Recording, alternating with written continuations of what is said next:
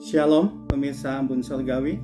Pada saat ini saya akan membawakan satu buah firman Tuhan yang berjudul Mengasihi Allah dengan Setia, yang terambil di dalam kitab Wahyu 3 ayat 14 sampai 22. Tapi sebelumnya mari kita berdoa bersama-sama.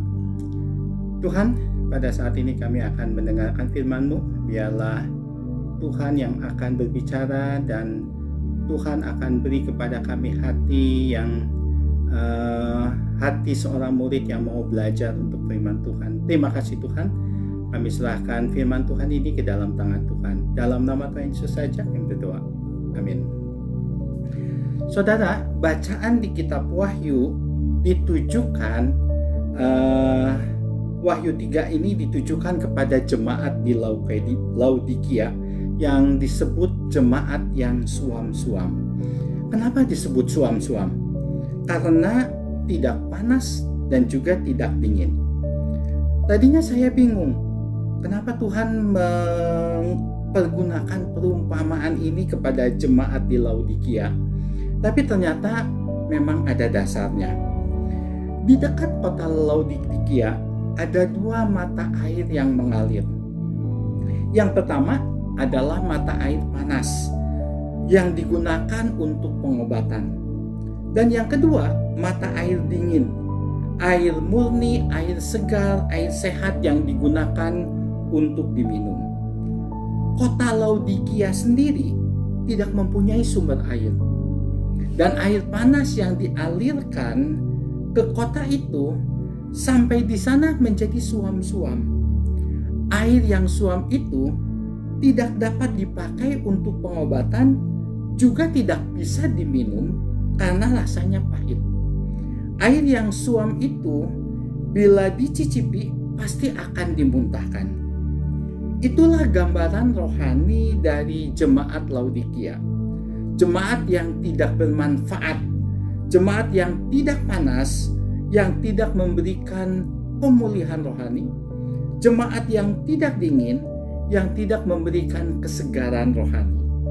Dan jemaat seperti inilah yang Tuhan muntahkan, yang Tuhan akan buang, karena mereka hidup seadanya.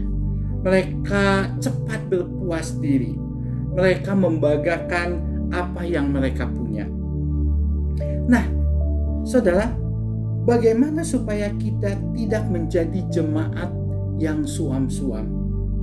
Satu-satunya adalah kita harus mengasihi Allah dengan setia. Banyak orang Kristen yang mengatakan, "Aku mengasihi Engkau Yesus." Tetapi apakah perkataan itu dapat dibuktikan dengan perbuatan? Mengasihi Yesus tanpa bukti adalah kebohongan. Mengasihi Yesus tanpa bukti adalah kepalsuan. Jadi, bukti nyata ini ketika kita mengasihi Yesus adalah merupakan hal yang sangat penting. Bukti nyata sebuah ketaatan untuk melakukan perintahnya.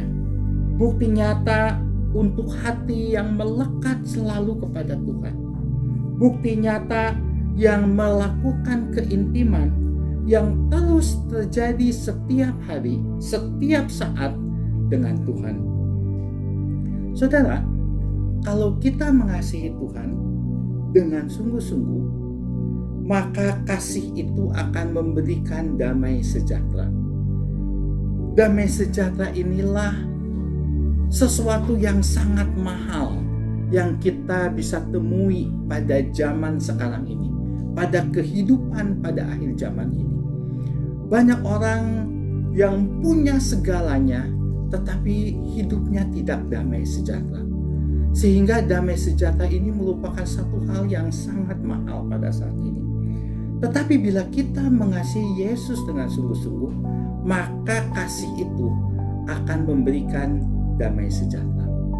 Ada satu bukti di Alkitab di mana Rasul Petrus, seorang murid Tuhan Yesus, walaupun hidupnya penuh dengan penderitaan, tetapi dia memiliki hati yang damai sejahtera. Saudara, ketika Petrus di penjara, besoknya dia akan dihukum mati. Dan 1 hari sebelumnya dia melihat Yakobus dihukum mati. Dan setelah itu bagian Petrus besoknya akan dihukum mati oleh Herodes. Saudara, ketika dia di penjara, dia disimpan di satu sel, dia dikawal oleh 4 regu, masing-masing 4 orang, dan dia dibelenggu. Ketika dia dibelenggu, ada 2 orang pengawal di dalam selnya dan 2 orang di luar sel. Dan dia siap untuk dihukum mati. Saudara, hukum mati pada saat sekarang ini beda sekali dengan hukum mati pada waktu dulu. Hukum mati di Indonesia sekarang biasanya ditembak mati. Dan itu menderita memang. Menderita hanya beberapa detik. Di Amerika lebih manusiawi karena hukum mati itu hanya dengan suntikan saja. Tetapi pada waktu dulu hukuman mati itu sangat menderita. Ada yang dibunuh, ada yang disiksa, ada yang dilempari batu, ada yang ditarik dengan kuda, ada yang digoreng, dan macam-macam. Dan Petrus harus menghadapi hal itu esok harinya. Nah, apakah mungkin Petrus bisa tenang di dalam penjara dengan keadaan besok dia akan dihukum mati? Pasti dia tidak akan tenang. Dan dia tidak senang pada saat itu. Karena apa? Karena dia akan memikirkan hukuman mati tersebut. Logika kita seperti itu. Tetapi tidak dengan Petrus. Ketika malaikat datang kepada Petrus, Petrus tidak kaget. Karena apa? Karena Petrus sedang tidur. Malaikat membangunkan Petrus dan akhirnya membawa Petrus keluar dari penjara. Yang menjadi pertanyaannya, mengapa Petrus bisa tidur dalam keadaan yang sangat menderita? Kenapa Petrus bisa tidur ketika keadaan sangat genting? Esok harinya dia akan disiksa. Rupanya Petrus mempunyai damai sejahtera di dalam hatinya. Damai sejahtera itu yang didapatkan karena dia mengasihi Allah. Saudara, di dalam kehidupan kita pada saat ini banyak sekali macam penderitaan.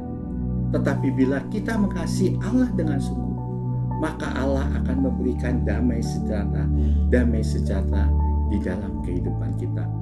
Oleh sebab itu, marilah kita mengasihi Allah dengan setia, karena Allah itu adalah kasih.